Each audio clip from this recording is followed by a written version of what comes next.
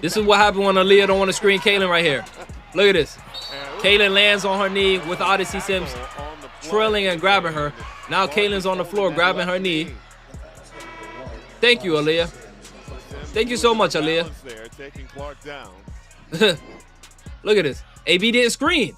So now Odyssey Sims is on top. This is what Draymond Green was trying to tell you, Waffle House. This is exactly what Draymond... Caitlin Clark is on the ground again, grabbing her knee, and the broadcast just told 15 million people watching at home that the other player lost her balance. She didn't lose her balance. Anyone with two working eyes can watch that replay and see exactly what happened. That was not a stumble. That was not an accident.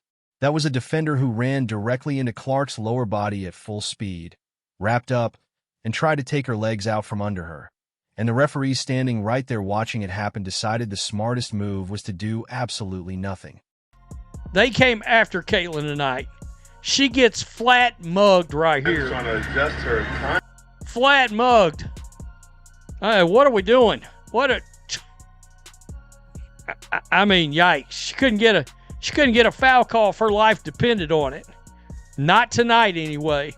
Not tonight. And then Odyssey Sims, I mean, for real, tackles Caitlin Clark.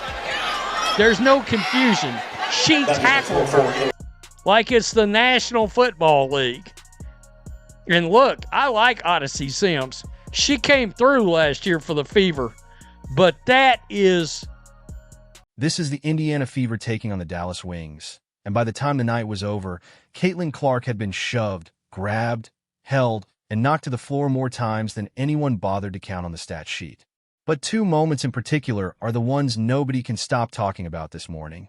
First, a play where Clark ends up holding her knee in visible pain after a defender goes low into her legs in a way that has nothing to do with playing the ball. And Bueckers.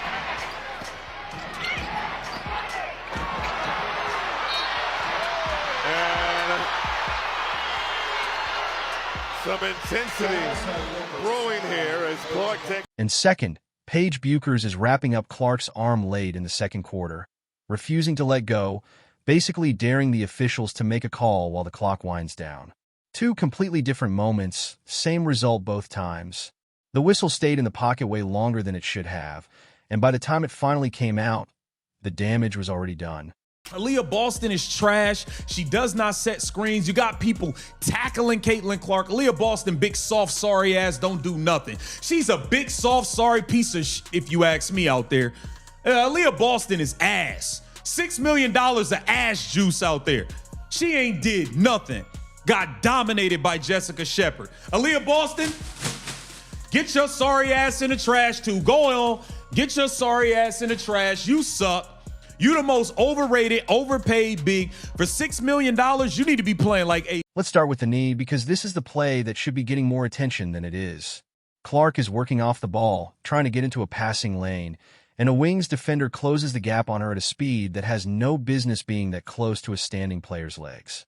The contact lands low, right around the knee, and Clark goes down immediately, both hands on the joint, her face twisted up in a way that tells you this wasn't a dramatic sell job. You don't grab your own knee like that unless something actually hurt. The defender, meanwhile, stumbles a step or two afterward and throws her arms out like she's the one who got caught off guard by the whole thing, which is exactly the kind of small performative detail that makes the whole play look even more deliberate on a second and third viewing. Boston electing to not screen. Look at this. Like, look at it. What type? You're screening Caitlin! Oh my gosh! She's screening Caitlin instead of Odyssey. Oh my gosh! How do you screen Caitlin? Oh my gosh, she's screening her own teammate instead of screening Odyssey Sims. How do you screen Caitlin? It got to the point where she's hurting Caitlin. She's the reason Caitlin probably fell. Let me watch this. Look at this. AB didn't screen. Odyssey Sims just literally fell into Caitlin Clark. How do you screen Caitlin? Oh my god. But here's the problem with calling that a loss of balance. If you watch the footwork before contact, the defender isn't reacting to Clark's movement. She's closing in on it. She squares up, drops her hip angle, and drives directly into Clark's standing leg the exact same way a defensive back tries to chop down a running back before he can plant and cut. That's not incidental. That's not a player simply failing to stop in time. That's a body position specifically to get underneath Clark and take her down. And the fact that the broadcast crew called it losing balance in real time tells you something about how quickly people are willing to explain away contact on this particular player, instead of just calling it what it clearly is. If a defender wanted to simply contest the passing lane, there are a dozen ways to do that without ever getting near the knee. This wasn't one of those ways. How much is too much when you're guarding Caitlin Clark? First, Paige grabs her arm, the whistle comes late, Clark gets pissed, and Paige basically tells her, calm down. Then later, Odyssey Sims takes Clark down and she lands knee first on the floor. Nah man, Dallas was physical all night. Indiana loses 91-85 and Clark walks out frustrated. Call it tough defense if you want, but if this is normal, what the hell actually counts? And here's the part that should actually make people angry. Not just the play itself, but what happened after it. No whistle, not late, not delayed, just nothing. Clark is on the floor holding her knee. The trainer eventually jogs out to check on her, and the referees standing within 10 feet of the whole thing act like they watched a completely different possession. This is a two-time MVP, the single biggest reason a huge chunk of that arena bought tickets in the first place, lying on the hardwood in visible pain, and the response from the three people paid to officiate that exact situation is silence. No free throws, no flagrant review, not even a common foul to acknowledge that contact happened at all. The game just restarts like nothing occurred, and the only proof anyone gets that something actually went wrong is Clark limping through the next several possessions. There's a moving screen. She's moving all over the place. Hits her with the shoulder, like always. Look at this. Fouls her, holding her, and fouls the crap out of her. No foul. Look at this. She got fouled the whole game. They didn't call this a foul. Look at this one. Like, her body's all over her. How is that not a foul? Look at this one. Cardosa swipes her once, twice, just tries to grab her. Can you imagine being fouled the entire game? Every time you hit half court, every time you dribble, every time you drive. Look at this. Sheldon clearly has her hand on Caitlin Clark's shoulder when she's shooting it. They even showed a replay. It's exactly. Compare that to how quickly whistles come out when Clark is the one making contact. Earlier in this very series between these two teams, Clark barely bumps into a defender setting up a screen and gets an offensive foul called almost instantly. No hesitation, no discussion, no letting the play develop to see if it actually affects anything. That's the disconnect fans keep pointing out game after game. When Clark initiates even the lightest contact, it's a foul before she's finished the motion. When something significantly more physical happens to her, the whistle suddenly needs an extended review of the situation, or it just never comes at all. It's the same three officials working the same 40 minutes of basketball, somehow applying two entirely different standards depending on which jersey is doing the shoving. Herself got called a technical foul because she accidentally ran into a ref. And as you will see from the clip, it was not intentional in the least. Her reaction to getting the whistle is just like all of us. It was so utterly unfair. Watch this. So clearly was a foul, was not called. Oh, she didn't even say anything. Oh my God. I mean, just insane. And they were going to actually kick her out, and then they finally reversed that ruling. But like, this is crazy how the refs are acting. It's crazy. This isn't the first time this exact pattern has shown up either. A few weeks back, Clark picked up a technical foul for making contact with an official while she was simply following through on a play, a body in motion with nowhere else to go. Meanwhile, other players around the league have made similar or rougher contact with officials in the middle of live action and walked away with nothing more than a shrug. Fans noticed it instantly, and it fed right into the same argument that's been building all season. The standard for what counts as a foul against Clark and what counts as a foul on her seems to be two completely different rule books, and nobody in the league office has ever offered a real explanation for why that gap keeps showing up night after night. What was that? Paige having the audacity to push Caitlin Clark, then putting her hand out and telling Caitlin Clark to calm down. Some intensities brewing here as Clark taking exception to the bump. You see Bueckers grabbing the arm of Clark, and Clark the arm.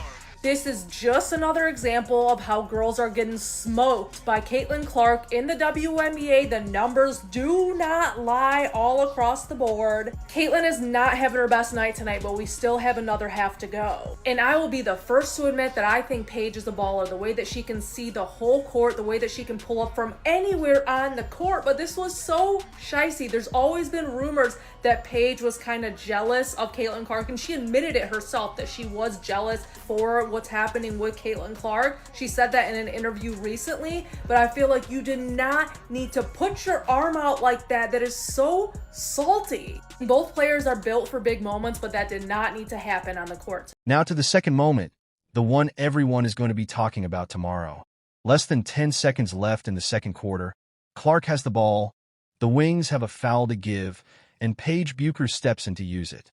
Except using a foul to give doesn't mean grabbing someone's entire arm and refusing to let go while the clock ticks down. Bueckers wraps up Clark's left arm, holds on, and Clark visibly tries to shake free, clearly frustrated that she's being restrained instead of simply fouled and released.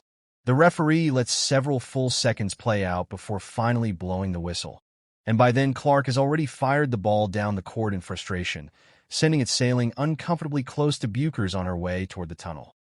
Paige grabbing her, no foul called, grabs her again. Caitlin Clark said, yeah, dude, I mean, she's touched me enough times right now. I mean, she's gotten her hands on me a little bit too much right now. Here we go. We have Paige grabbing Caitlin Clark, literally grabbing her arm, and we're not calling a foul. I don't understand what that is. This is one of the times where Caitlin Clark got mauled. Look at this. Grabbing her arm. Like Caitlin Clark's trying to run away and Paige Bueckers is reaching out saying, no, come here. I want to go this way. Like they're both going shopping at the store. And Caitlin Clark's like, no, I'm not going in that store. And Paige's like, no, come in this store. Yeah. It was wild. Absolutely wild. Goes and grabs Caitlin Clark again. And then foul. I mean, that second time looked like she was just trying to foul at that point. That looked like an intention. Watch it back and pay attention to the actual mechanics of the hold, not just the outcome. A foul to give is supposed to be quick. A bump, a rap, a whistle, done. This isn't quick. Bueckers holds on well past the point where any official should need to see more information to make the call. She's not trying to stop a shot attempt or a pass. The 10-second mark has basically already run out. She's just physically preventing Clark from being able to do anything with her body while everyone waits for a whistle that takes its time arriving. And in the middle of that hold, cameras caught Bueckers mouthing something toward Clark that has been widely read online as some version of telling her to calm down. Right in the moment where Clark is the one being held against her will. Slow it down frame by frame, and it's not subtle. Her lips move. Her expression is calm, almost dismissive, while Clark is still actively trying to pull her arm free. Paige and Caitlin thing I think is interesting because I believe them to be friends. They've said it before, or at least friendly. But they're good, they compete against each other. They're competitors, when you're on the court, it's different. Paige is clearly trying to take a foul here so that Clark doesn't get like some shot off. But she grabs her arm. She's clearly trying to take it. It doesn't get called. And then at this point, she's just mad. I don't think Caitlin has anything. She's not mad at Paige. She's mad at the ref for not calling the obvious. She grabbed my arm. Paige says, calm down. But listen, you yanked my arm. They didn't call it. Call the foul. And then she's still like, at that point, she's like, listen, she's mugging me at this point. You got to call the foul. This is going to end up being something. Think about how strange that actually is when you slow down and really sit with it. Bueckers is the one holding on. Bueckers is the one extending the contact well past what the situation requires. And yet the message being sent in that moment is directed at Clark, the player being restrained, as if she's the one who needs to settle down and behave. That's the same loop that's followed Clark all season long. She gets hit, held, or fouled hard. She reacts to it even mildly, and somehow the story becomes about her reaction instead of whatever caused it in the first place. It happened with the referee contact earlier this season. It happened with the knee collision just a few minutes into this same broadcast. And now it's happening again with a grabbed arm at the end of the first half.